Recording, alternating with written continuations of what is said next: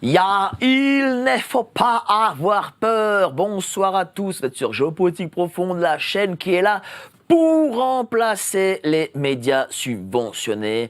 On va parler fausse pandémie, injection, conséquences de tout cela, nouvelle société de contrôle, comme évidemment Apolline de Malherbe n'osera jamais le faire en matinale à BFM. Mais avant ça, n'oubliez pas, adhérez au club Géopolitique Profonde.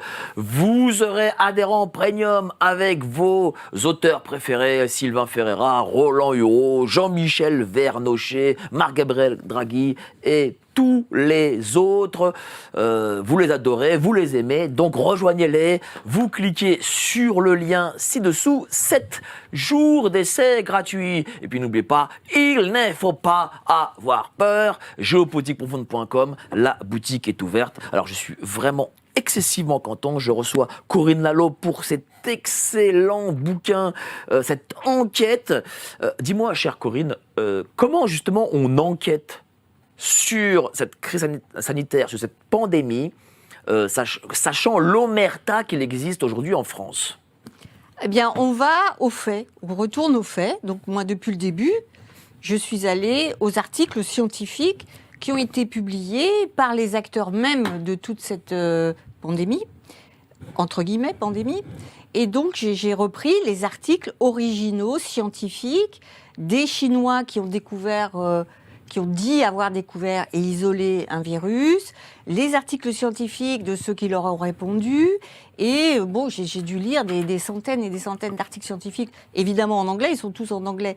Mais bon, j'ai une licence d'anglais, donc ça va. Mais c'est vrai que c'est pas évident, donc il faut connaître le vocabulaire un petit peu technique, un petit peu scientifique, et toujours aller aux faits et aux documents. Et donc, dans ce livre, je ne parle que, je reste extrêmement factuelle. Mais simplement, comme il y a énormément de matière, il y a des milliers d'articles, bah après, il faut quand même faut articuler, il faut faire une synthèse, il faut que tous les éléments soient placés bien à l'endroit où ils sont pour pouvoir... Oui, mais pourquoi le faire, sachant que, faut se le dire les choses, cette période crise sanitaire, on a mis le couvercle dessus en France, hein, et on ne veut pas en parler. On a eu des informations qui sont venues des Américains, sur le Congrès américain. On n'en a pas du tout parlé en France. Et toi, tu es la seule journaliste française qui brise cette omerta. Est-ce que c'est pas compliqué de briser cette omerta? Je ne vais pas dire que c'est simple. D'abord, c'est beaucoup de travail. Hein. Mais si je me suis intéressée à ce problème, c'est que déjà, il y a eu un précédent. Et ce précédent, c'était la grippe H1N1 de 2009-2010.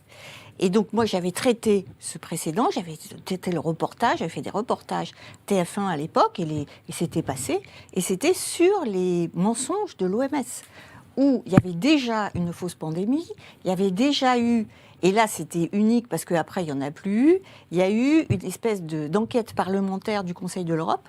Et le Conseil de l'Europe a mis en accusation l'OMS en 2009-2010 en disant que l'OMS avait exagéré la gravité de la pandémie de grippe H1N1, grippe porcine, que l'OMS avait fait peur et avait inutilement inquiété et terrorisé les populations, et qu'en plus de ça, l'OMS était infiltrée par les intérêts privés. Alors, qu'est-ce qui a fait qu'à l'époque de H1N1, ça n'a pas fonctionné, mais que là, en 2020, ça a fonctionné? Alors oui, c'est une bonne question. C'est très intéressant comme question, parce que pourquoi en 2009-2010, il n'y a eu que 6% de Français qui sont allés se faire vacciner?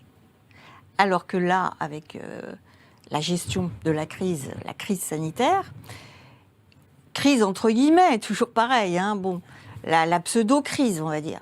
Avec la pseudo-crise, eh bien, il y a eu 80% en gros de Français qui sont allés se faire vacciner. Et donc, après la première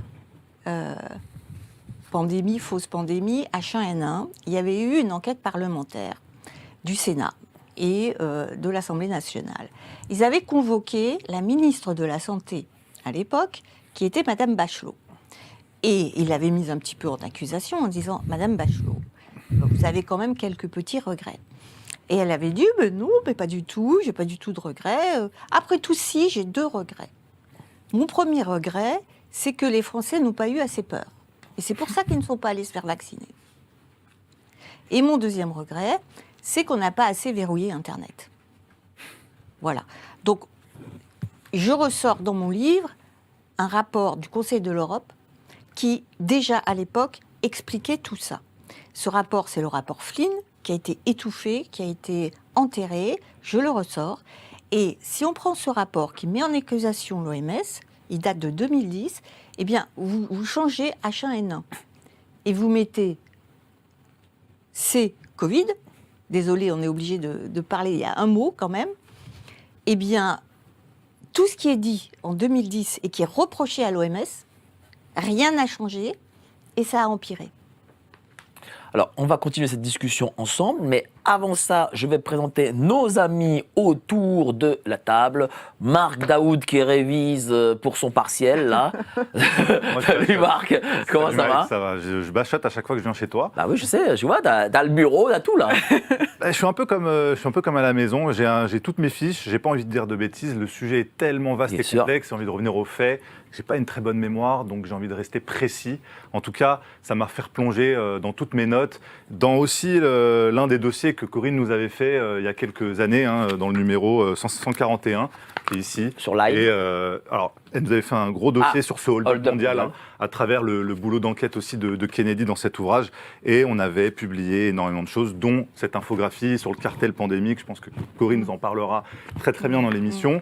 Et on se rappelle à quel point, en fait, on a été noyé dans énormément d'injonctions contradictoires et de mensonges très précis, le Lancet Gate, les personnes, je me rappelle de Ferguson, le monsieur confinement, qui lui avait brisé le confinement chez lui en disant désolé, en allant voir sa maîtresse, il avait démissionné juste après, donc il demandait à tout le monde de rester chez soi pendant que monsieur allait s'amuser.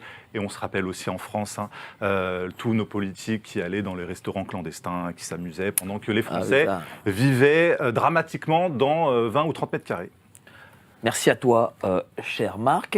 Et à ta droite, Laurence Wakik, dont vous verrez les éditos sur François. Non, alors plus maintenant. Ah, plus maintenant. Ah, d'accord, je retarde. Ah, bah oui, Maintenant, c'est à Nexus. C'est à Nexus. C'est à Nexus, et d'ailleurs, c'est. Je prends toute l'équipe de Nexus, en fait. Ils viennent ici, tu vois. Et donc, il y a d'ailleurs une chronique qui est prévue pour ce vendredi. Qui parlera de quoi ? Ah ben, comme c'est au niveau des billets d'humeur, ça fait la synthèse de la politique, enfin entre guillemets, que je fais chaque mois avec l'idée effectivement, en espérant que tout à chacun devienne un acteur politique. Bon, je sais que tu auras beaucoup de choses à dire sur la fausse pandémie. Là où cette fausse pandémie aussi a été excessivement grave, ça je le dis, et c'est pour ça aussi que moi aussi j'aime m'y arrêter, c'est qu'elle a bouleversé notre société. La société de 2025 n'est plus celle de 2019. Et je pense qu'on n'y retournera plus. Le contrôle, évidemment, les effets liés à l'injection, des morts. On parle de 200 000 cas. Le Figaro a parlé de 200 000 cas officiels. Et puis, on voit des faits liés à l'injection. Ah oui. Et on voit aussi la dénatalité. Bon, évidemment, aucun média ne dira que c'est à cause d'injection. En tout cas, on voit qu'on n'est plus... nous ne sommes plus dans la société de 2025 comme nous étions en 2019. Oui, ça a changé. Et puis, ce qui a changé aussi... tout à l'heure, je ne l'ai pas dit, mais c'est fondamental, c'est qu'en 2009-2010, pour la grippe H1N1, il n'y avait pas de test.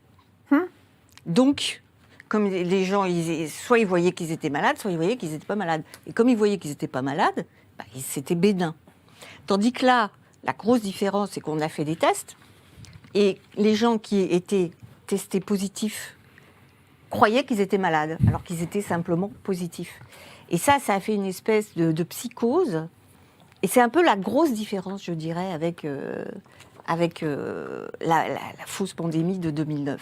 C'est la grosse différence, c'est que les tests, en fait, ça a été une pandémie de tests. Pas une pandémie. Avec les PCR, etc. Voilà. Pardon, monsieur, je suis confus, j'ai garé mon briquet. On a aussi tendance à jouer avec le feu. Google, qui est une création de la CIA. L'équipe de Géopolitique Profonde vous donne le meilleur de l'actualité brûlante. Mais en échange, on veut un geste de votre part. Merci de ce geste d'amour, on vous le rendra. Ravi.